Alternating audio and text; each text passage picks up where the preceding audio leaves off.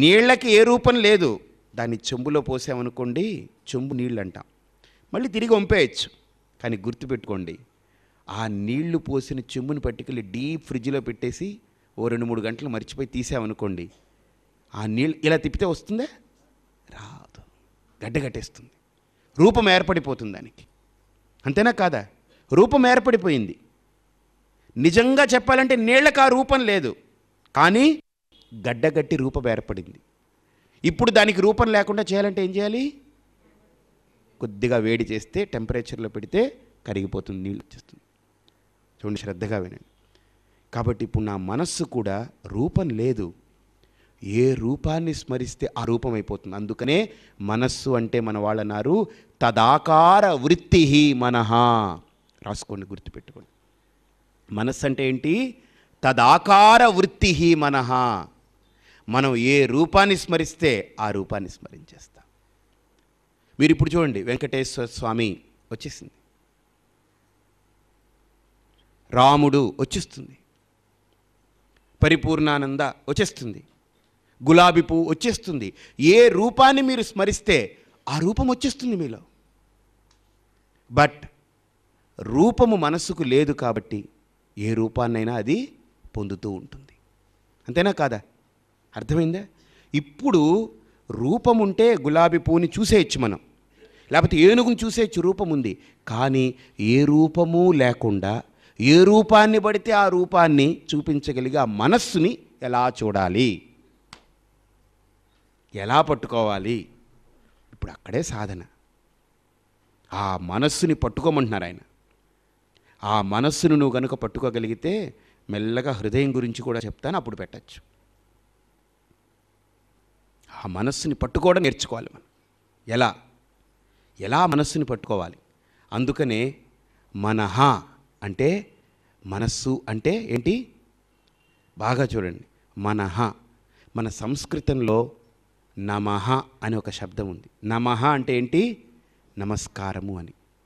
భగవంతుడికి నమః అండ, అవునా? ఈశ్వరాయ నమః, ఓం నమః శివాయ, ఓం నమో నారాయణాయ. నమః అంటే నమస్కారము అని అర్థం. మనః అంటే చూడండి, మనస్సు, దానికి రూపం లేదు, ఏ రూపానైనా పొందుతూ ఉంటుంది. ఇప్పుడు ఈ మనస్సుని మనం పట్టుకునే దానికి ఏం చేయాలి? ఇప్పుడు ఏం అక్కర్లేదు. మీరేమంటారంటే మనస్సు ఎక్కడ పడితే అక్కడ పోతూ ఉంటుందండి, అలా పోతుంటుంది అంటారు. ఏమంటే మనస్సు ఎక్కడ పడితే అక్కడ పోతుందండి? మనస్సు ఎక్కడికి పోదు, దానికి కావలసిందంతా దుంపదగా తెచ్చుకొని అనుభవిస్తుంది. అది మనం అనుకున్న మనసు ఎక్కడికో పోతుందని అనుకుంటున్నాం. చిన్న మాట చెప్తాను. ఏమిటో స్వామీజీ, ఇక్కడ కూర్చుంటామంటే మీ ప్రవచనంలో ఎక్కడికో పోతుందండి మనస్సు. మనస్సు ఎక్కడికో పోతే మళ్ళీ తేలేం, పోయింది పోతుంది. మీరు ఇక్కడ ఉండిపోతారు, ప్రవచనం అయిన తర్వాత కూడా ఇలా ఉంటారంతే. ఎందుకని మనస్సు ఇందులో నుంచి వెళ్ళిపోయింది. ఇలా కూర్చుంటారు, ఏమండి లేవండి అని అంటే లేవడు. కాబట్టి మనస్సు ఎక్కడికో పోతుందనేది రాంగ్ స్టేట్మెంట్. తనకు తెలుసున్నవన్నింటినీ కూడా అలాగ తయారు చేసుకుని దాంట్లో రమిస్తూ ఉంటుంది. ఇప్పుడు ఇక్కడ చూడండి, బాంబే అనగానే బాంబేకి వెళ్ళిపోయామా, లేకపోతే బాంబే మీలోకి వచ్చేసిందా? ఏనుగు అనగానే ఏనుగు దగ్గరికి మీరు వెళ్ళారా, ఏనుగుని మీలోకి తెచ్చుకున్నారా? ఏనుగు మీలో కలిగింది. కాబట్టి ఈ స్టేట్మెంట్ మార్చండి. మనసు ఎక్కడికో పోతుందండి. చాలామంది అంటారు బాడీ ప్రజెంట్, మైండ్ ఆబ్సెంట్ అంటారు. మైండ్ ఆబ్సెంట్ అయితే ఇంకా అసలు ఆ బాడీ దేనికి పనికిరాదు. ఇంకా బాడీ పనిచేస్తూ ఉంటుంది, కానీ మైండ్కి మనం ఎక్కం, ఏదో ఎక్కి కూర్చుంది అక్కడంతే. ఇప్పుడు అక్కడ వర్తమానం జరిగేది ఎక్కట్లేదు. కాబట్టి చూడండి, ఈ మనస్సుని సరిగ్గా ట్యూన్ చేయగలగాలి. మనస్సు ఎక్కడికో పోతుందండి అని అంటారు, ఎక్కడికి పోదు.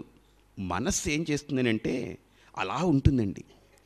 మనకు అర్థమైందంతా రివర్స్లో అర్థం చేసుకుంటున్నాం మనం. ఇప్పుడు మహర్షి దాన్ని ప్రాసెస్లో పెడుతున్నారు.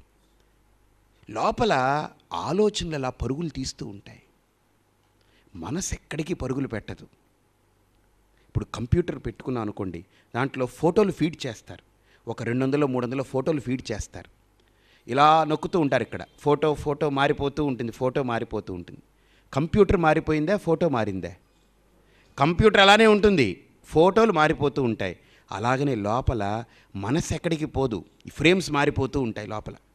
ఏనుగు, గులాబీ పువ్వు, మామిడి చెట్టు, గోదావరి నది, ఇసుక దిబ్బ, ఇళ్ళు, తణుకు, భర్త, భార్య, కొడుకు, కోడలు, ఫ్రేమ్స్ మారిపోతూ ఉంటాయి.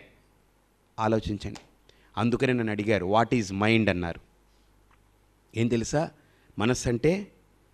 వాట్ ఈజ్ రివర్ అని అడిగాను. నీళ్లు అలా ఉన్నాయనుకోండి, దాన్ని రివర్ అనం. ప్రవహిస్తుంటే దాన్ని నది అని అంటాం. అంటే ఎన్నో రకాల, అంటే రకరకాల, అంటే లక్షలు కోట్ల జల బిందువులు కలిసి ప్రవహిస్తూ ఉంటాయి. దాన్ని ఏమన్నారు? నది అన్నారు. ప్రవహించే నీటిని నది అన్నారు. ఆ ప్రవహించే నీళ్ళల్లో బిందువులు సేకరించండి, ఎన్ని బిందువులు ఉంటాయో. దాన్ని ప్రవహించే నీటిని నది అన్నారు. అలాగనే ఆలోచించే వృత్తులని మనస్సు అన్నారు. ఇలా ఆలోచనలు కదిలిపోతూ ఉంటే దాన్ని మనస్సు అన్నారు. కదలకుండా ఉండిపోతే దాన్ని మనస్సు అనలేం. మనం పడిపోతాం. స్ట్రక్ అయిపోయింది అనుకోండి మనస్సు, ఇంకా ఆలోచనలు స్ట్రక్ అయిపోతే ఇంకా మనస్సు ఉండదు అక్కడ. అందుకనే నిద్రలో మనస్సు లేదు. ఎందుకని? ఆలోచనలు లేవు. కోమాలో మనస్సు లేదు. ఎందుకని? ఏ ఆలోచనలు లేవు. అందుకనే శివ ఆరాధనా స్తోత్రం ఒకటి ఉంది, మానస పూజ.